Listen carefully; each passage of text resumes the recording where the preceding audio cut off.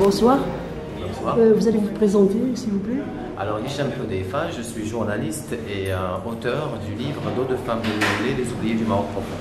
C'est pour la première fois que vous êtes invité à Al Jadida? C'est la première fois que je me produis, je viens présenter mon livre à Al Jadida, effectivement. Vous avez parlé de votre livre, c'est Dos de Dos de femmes, dos de mulets, les oubliés du Maroc profond. Et pourquoi vous avez choisi mulet, pas mule?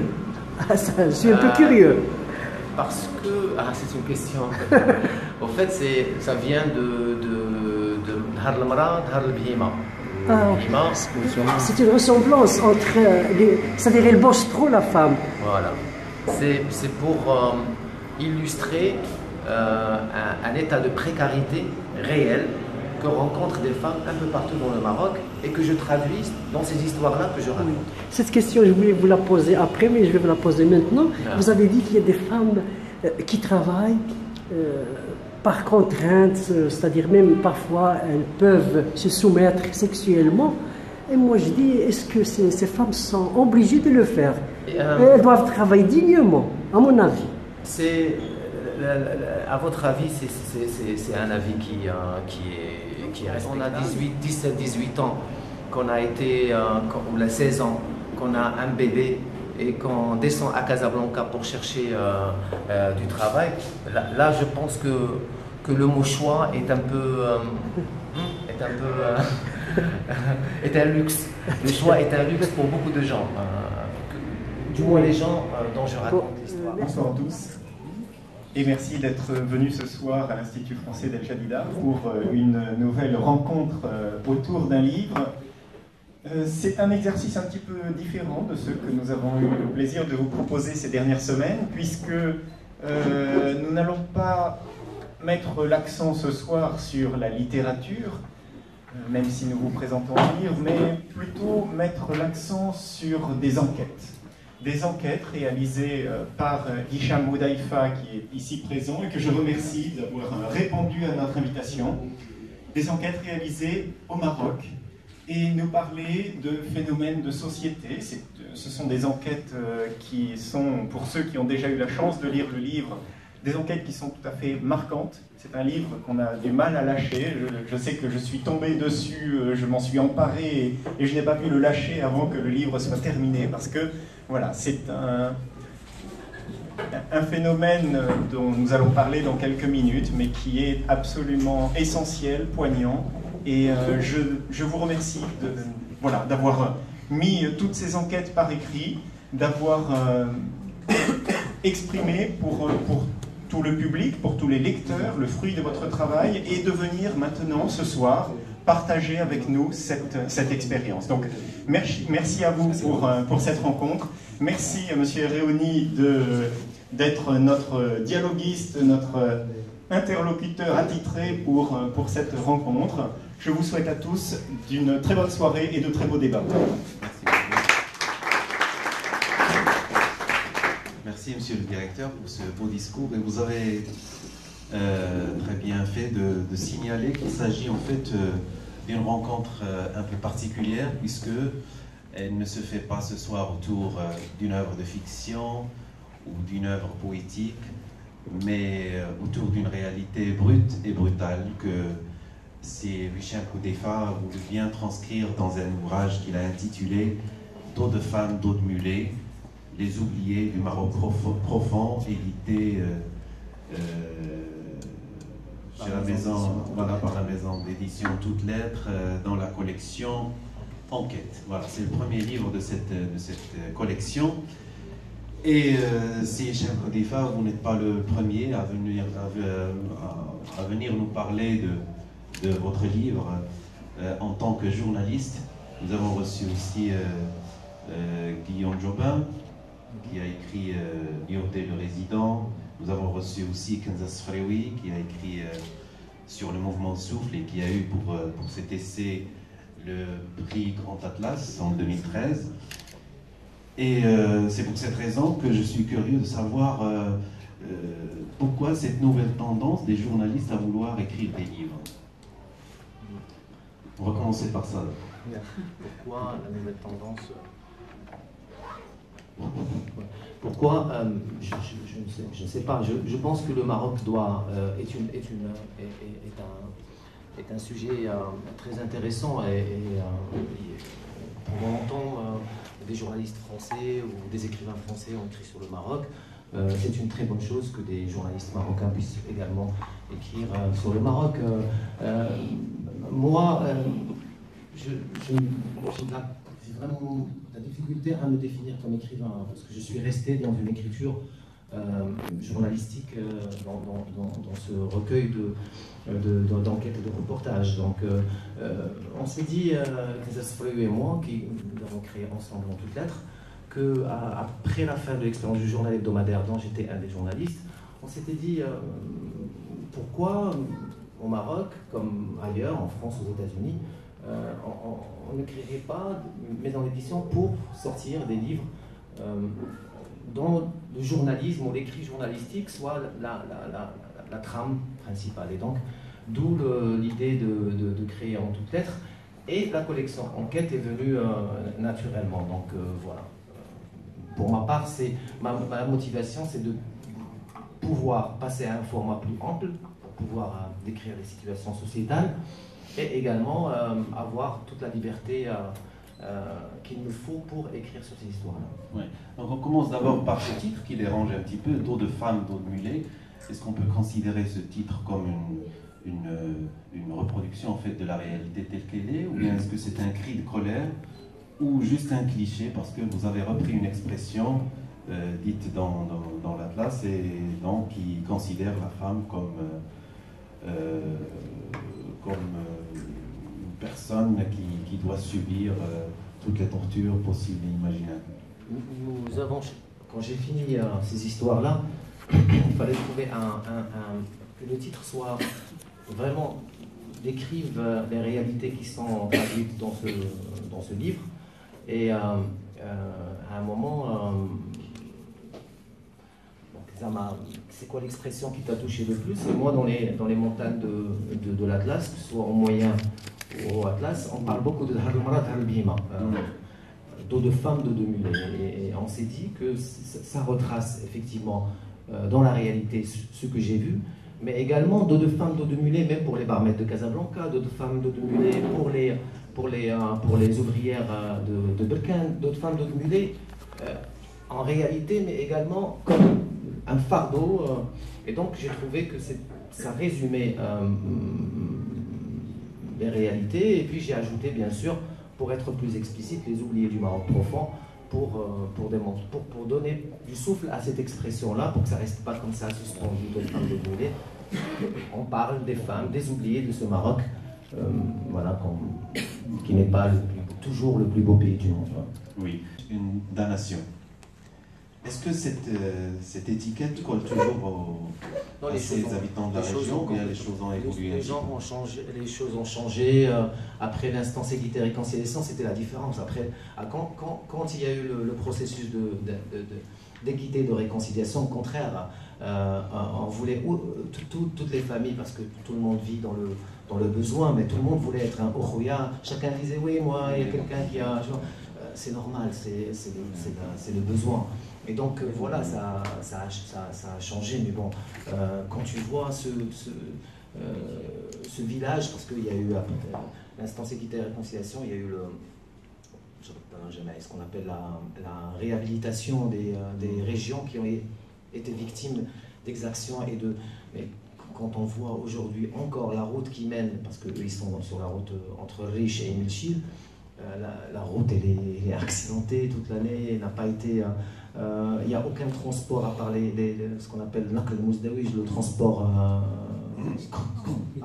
mixte, avec les grosses Mercedes, les Mercedes 103, 104D qui transportent hommes, marchandises, bétail. Je suis en train de raconter un truc, mais c'est des choses qui existent aujourd'hui en 2015. Et donc réhabilitation, je n'en ai pas vu beaucoup de réhabilitation, du moins dans cette région où j'ai fait mon enquête. Donc, oui. Donc, vous écrivez écrivez, bien sûr, en tant que journaliste, vous dites que vous voulez être le plus objectif possible, mais vous ne pouvez pas échapper aussi à la sensibilité que vous avez à l'égard des souffrances qu'éprouvent toutes ces personnes. Et vous criez à haut sur l'exploitation des femmes dans les champs de clémentines et de pommes à Midelt et à Berkane. Ces femmes qu'on appelle les ninjas. Donc c'est des femmes qui ont perdu leur féminité aussi, et qu'on appelle des ninjas, qui travaillent dans des conditions terribles. Encore une fois, je vais poser la même question. Comment vous avez, pourquoi vous avez voulu parler de ces femmes-là, encore une fois, des femmes ninjas? Il y a toujours cette tendance à vouloir extraire de la réalité des expressions. Tout à l'heure, c'était d'autres femmes, d'autres mulets, puis après, Psachet Sidna.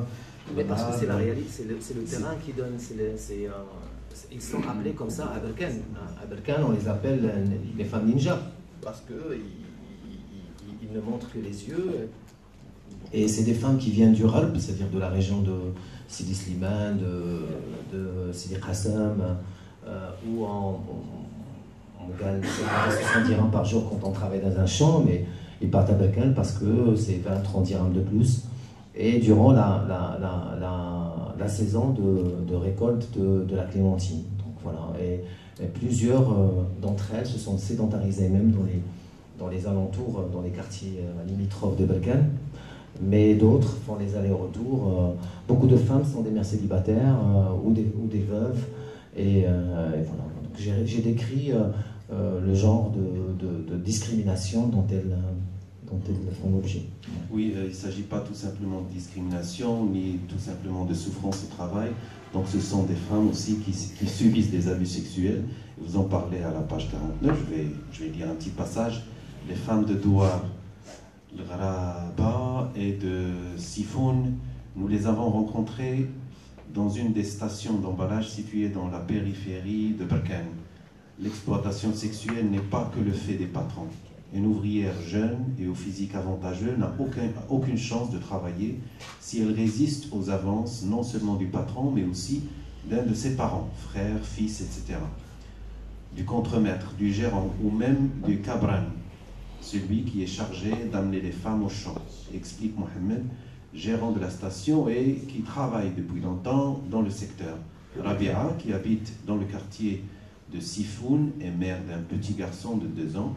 Elle raconte, à notre arrivée au champ, on doit ôter le thème qui nous couvre le visage. Le patron ne regarde pas les épaules, il se concentre surtout sur la taille.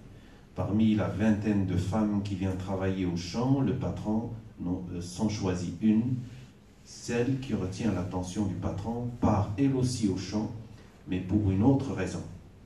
Le cabran l'informe qu'elle ira au champ Besh Tayyib pour faire la cuisine. Une fois sur place, elle est isolée du groupe et envoyée rejoindre le patron dans ses locaux, explique Mohamed. Les expressions utilisées pour signifier ce passage du statut d'ouvrière agricole à celui d'ouvrière du sexe ne manquent pas. Mchat Tsayyib, elle est allée faire le ménage. Mchat Tayyib, faire la cuisine. Mchat voilà, faire des heures sup. Donc vous essayez de traduire en français ce qui est dit en arabe, mais ça ne donne pas tout à fait le sens exact. Mais ce sont des situations qui parfois prêtent à rire, mais bien sûr d'un humour noir, parce que ce sont des situations terribles que les femmes sont en train d'endurer dans ces régions-là. Alors nous allons voyager maintenant vers, nous allons voir un petit peu une autre enquête, c'est celle des femmes prêtées. Des femmes prêtées qui sont mariées par contrat. Alors, je dois dire que vous essayez de trouver les expressions pour décrire ça, vous parlez de phénomène, vous parlez de manœuvre, vous parlez de combine, ce sont les expressions que vous utilisez. Alors, parlez-nous un petit peu de ce contrat, de cette entente tacite pour marier les filles. Parfois à l'âge de 8 ans ou 6 ans. Non, pas à cet âge-là. Pour les mariages coutumiers, oui, mais pas pour... pour le mariage ça, coutumier. c'était une actualité l'année dernière, vers le mois d'octobre. Et comme c'est un livre que je voulais actuel, et on a peu parlé, c'était au fait à Plat Serna, et c'était l'association Al-Nakhil qui a fait un travail sur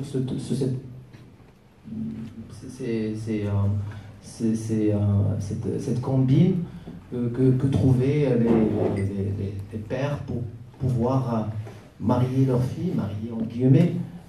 Cela dit, les pères ne prêtaient pas, hein. C'était volonté de pouvoir les donner à cette personne avec la promesse qu'à 18 ans, il se marie avec cette fille. Et donc il y a eu des abus et donc ça s'est su. Et donc moi je suis descendu à Claire Serna où j'ai rencontré ces filles, j'ai rencontré des militants et militantes du tissu associatif de la ville et surtout de l'AMDH, l'Association marocaine des droits de l'homme, que je salue d'ailleurs pour le travail énorme qu'elle fait dans les petites villes et dans les patelins. C'est un livre vraiment qui n'aurait jamais pu voir le jour s'il n'y avait pas ces militants et militantes de la société civile marocaine qui font un travail énorme et qui m'ont permis, moi, de m'introduire à l'intérieur, parce que sinon c'est pas possible, il faut passer une vie hein, pour qu'une femme te parle comme ça.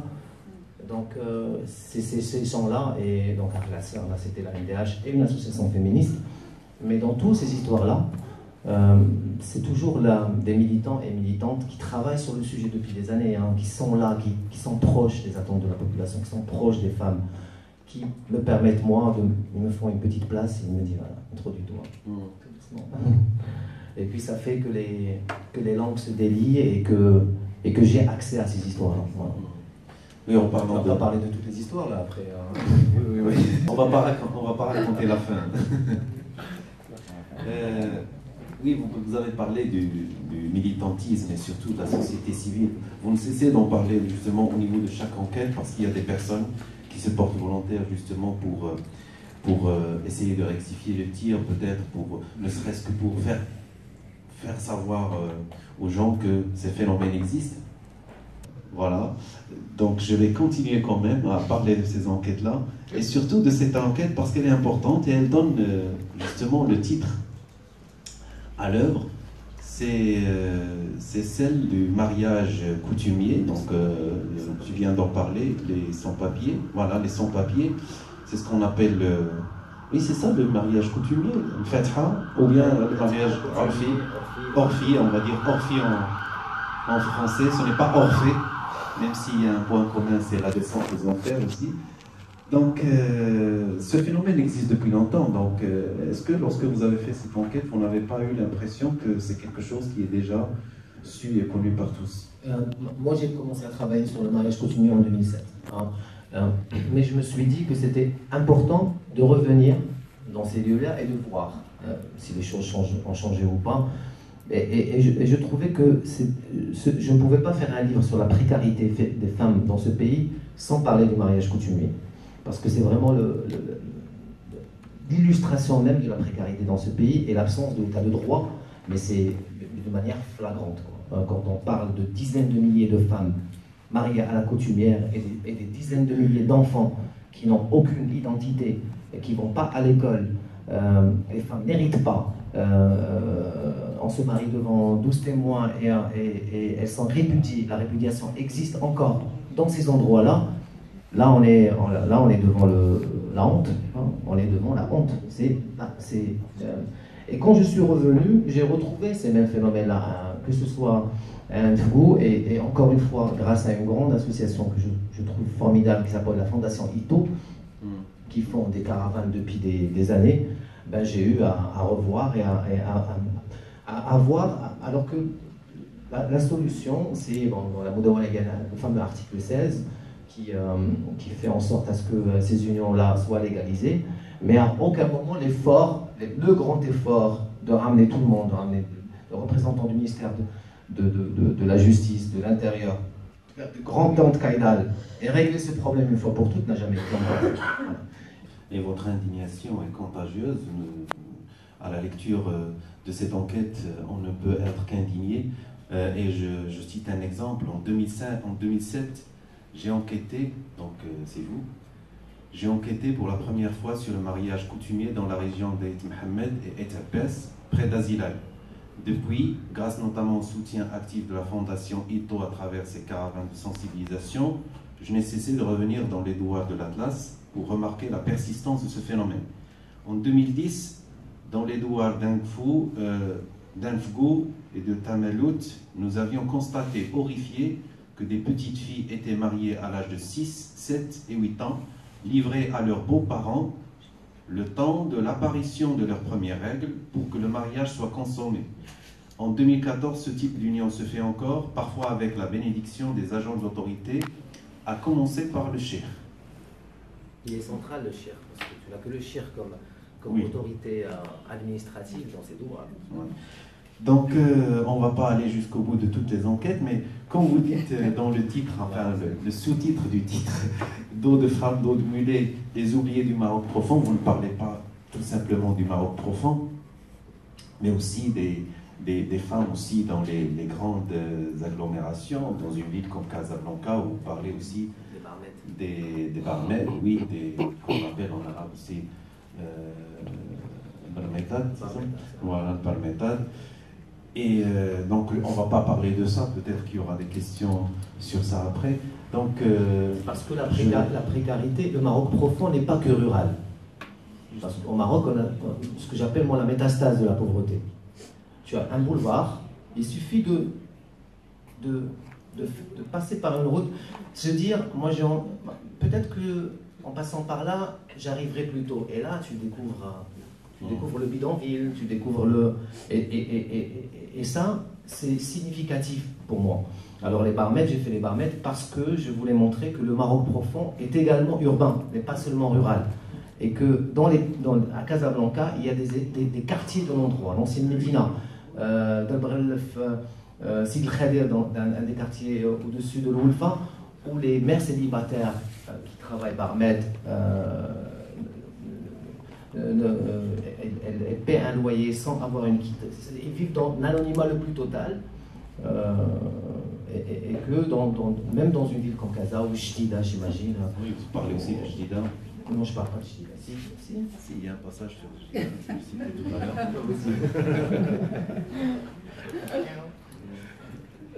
Donc voilà. Et Oui. merci pour votre écoute. Merci. Oui, je vais citer Jdida, voilà, justement. Oui, multiplication des viols, voilà. Ah oui, quand non. vous parlez des viols, là. Hein, à El Jadida, voilà. El Jadida au début des années 90, bon, c'est ancien quand même. Hein, des féministes et des militants des droits humains ont créé ensemble l'association SNA Nisaiya afin de faire face à la violence exercée envers eux. Donc là, vous parlez justement du militantisme. Un panorama de la violence envers les femmes.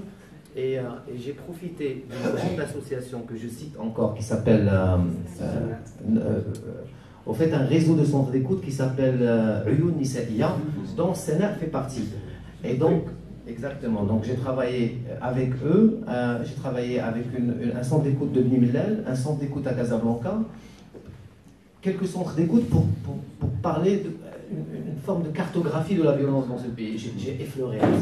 Mais c'était important pour moi que je les appelle ces écouteuses, ces femmes qui écoutent la souffrance d'autres femmes qui viennent raconter C'était pour moi important de leur donner de la parole, parce qu'elles font un travail magnifique, parce que grâce à ce travail-là, l'association mère peut faire un plaidoyer chez l'exécutif ou les parlementaires et tout, et elles sont à la base d'une information très très précieuse et qui en disant sur la société, sur les violences exercées entre les femmes dans une société comme la nôtre. Voilà. Et c'est pour ça que j'ai fait ce... Ah oui, je dis là, c'est vrai. Oui, j'ai l'impression que vous restez toujours sur votre faim parce que vous avez encore envie de parler de cette souffrance des femmes. Vous parlez bien sûr du Maroc profond, hein, donc selon l'appellation commune, mais aussi des grandes agglomérations comme Casablanca. Mais vous dépassez aussi les frontières, vous parlez aussi des femmes qui sont maltraitées dans les pays du Golfe, des filles marocaines qui vont travaillé là-bas, mais qui sont exploités, torturés parfois. Est-ce que vous avez voyagé pour aller faire votre enquête? Non, j'ai travaillé sur les réseaux au Maroc. J'avais des contacts aux Émirats, j'avais pas les moyens pour aller, mais j'avais mes contacts aux Émirats et à Qatar qui m'ont permis d'avoir des informations dans ces pays-là. Et j'ai beaucoup travaillé sur les réseaux. Ici, j'ai pu avoir des passeports, scanner des... C'est vraiment... Cette enquête me tenait à cœur parce que c'est l'enquête de... Les autres... on peut dire que c'est un mélange reportage-enquête. Mais là, c'était vraiment l'enquête dans son acceptation la plus universelle. Et c'était important pour moi de la faire et de parler de cette traite, hein, de traite des Marocaines vers les pays du Golfe, parce qu'elle est... j'ai travaillé à Marrakech, et elle est inacceptable aussi. Elle est inacceptable parce qu'elle cible des filles à un certain âge qui sont au collège ou dans des écoles de manicure, de pédicure, là où elle... Et donc j'en parle dans cette enquête-là. Voilà. C'est pour moi un plaisir que de partager ce que j'ai commis avec vous. C'est vraiment un plaisir. Merci beaucoup. Avant de passer à la suite de cette soirée, merci pour votre participation, vos questions, votre attention. Je voudrais vous signaler que Hicham Oudaifa est à votre disposition pour signer, si vous le souhaitez, des exemplaires de son livre. Je voudrais aussi vous signaler que ce livre est finaliste du prix Grand Atlas et que dans quelques jours sera attribué ce prix. Nous souhaitons donc bonne chance à Hicham Oudaifa et en tout cas un très grand succès pour ce livre qui est une très très belle enquête. Merci.